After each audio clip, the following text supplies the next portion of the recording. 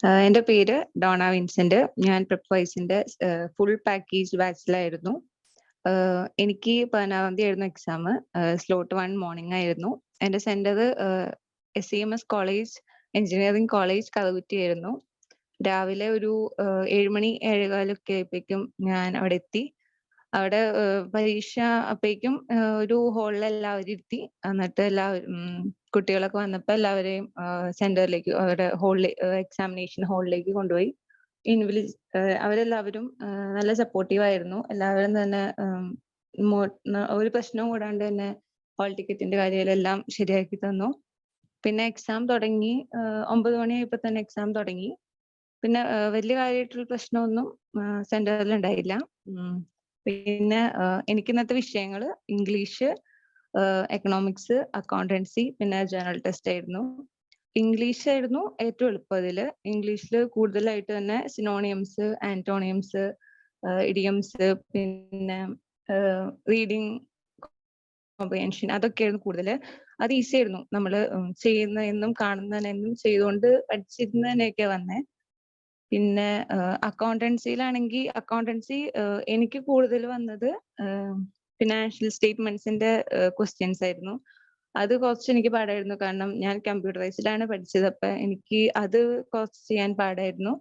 അപ്പൊ കമ്പ്യൂട്ടറൈസ്ഡിൽ നിന്ന് ഒന്നോ രണ്ടോ ക്വസ്റ്റ്യൻസ് ഉണ്ടായുള്ളൂ. പിന്നെ സാധാ അക്കൗണ്ടൻസി, അതും വലിയ കുഴപ്പമുണ്ടായില്ല.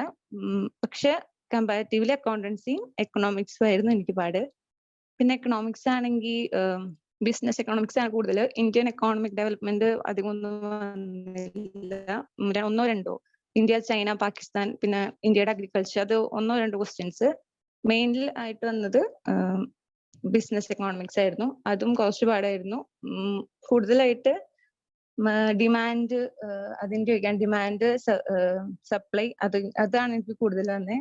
പിന്നെ ജനറൽ ടെസ്റ്റ് ആണെങ്കിൽ ചെയ്യാം, നമുക്ക് കുറച്ച് ടൈം എടുത്ത് ചെയ്യേണ്ടതാണ്. എനിക്ക് ഇച്ചിരി ടൈമിന്റെ പ്രശ്നം വന്നു, പക്ഷെ ചെയ്തിട്ടുണ്ട്. ജനറൽ ടെസ്റ്റ് കൂടുതലായിട്ട് ചെയ്ത് പഠിക്കുന്ന സ്പീഡ് ഉണ്ടാവും. എനിക്ക് മാത്സിന്റെ അങ്ങനത്തെ കുറച്ചായിരുന്നു വന്ന്, സ്പീഡ്, ഡിസ്റ്റൻസ് അങ്ങനത്തെ, പിന്നെ നമ്പേഴ്സ്, ക്യൂബ്സ്, സീക്വൻസ്, അങ്ങനത്തെ കുറച്ചാണ് എനിക്ക് വന്നത്. വലിയ കുഴപ്പമുണ്ടായില്ല. ഇംഗ്ലീഷ് ആയിരുന്നു ഏറ്റവും ഈസി. മറ്റേത് മൂന്നുമാണ് ഇച്ചിരി ടഫായിട്ട് വന്നത്. പ്രിപ്പറൈസിലത്തെ മോക്ക് ടെസ്റ്റിന്റെ ഏകദേശം അതുപോലൊക്കെ തന്നെയാണ്. റീഡിങ് കോംപ്രിഹെൻഷൻ ആയാലും അത് പ്രിപ്പറൈസിന്റെ ടെസ്റ്റ് എടുത്തതിലൂടെ അത് വായിക്കാൻ ഒരു ഇത് കിട്ടി. അപ്പൊ ഒരു പ്രശ്നവും കൂടാണ്ട് വായിക്കപ്പോ ആദ്യമൊക്കെ പ്രിപ്പറൈസിൽ ടെസ്റ്റ് എടുക്കുമ്പോൾ ഇച്ചിരി ടൈം എടുക്കും ഇതൊക്കെ വായിക്കാൻ. അപ്പൊ അങ്ങോട്ട് വായിച്ചെത്തില്ലായിരുന്നു. പക്ഷെ പ്രിപ്പറൈസിന്റെ ടെസ്റ്റ് എടുത്ത് ഇന്നിപ്പോ വായിക്കുമ്പോൾ പെട്ടെന്ന് തീരും, പെട്ടെന്ന് മനസ്സിലാവും, നമുക്ക് കിട്ടും. അപ്പൊ ഇന്നത്തെ റീഡിങ് കോംപ്രിഹെൻഷൻ എല്ലാം എളുപ്പമായിരുന്നു. ഒരു അത്യാവശ്യം വലിയ പാസേജ്, അതില് ക്വസ്റ്റ്യൻ വായിച്ചിട്ട് ഒന്ന് പാസേജ് വായിക്കുകയാണെങ്കിൽ കൂടുതൽ ഉത്തരം കിട്ടും.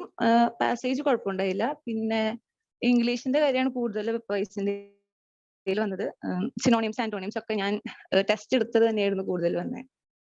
പിന്നെ പ്രിപ്പറൈസിലത്തെ മറ്റേ ക്വാണ്ടിറ്റേറ്റീവ് ആപ്റ്റിറ്റ്യൂഡില് അത് വന്ന് സ്പീഡ്, ഡിസ്റ്റൻസ്, അതൊക്കെ സെയിം. ക്വസ്റ്റ്യൻസ് ഒക്കെ മോഡൽസ് സെയിം ആണ്.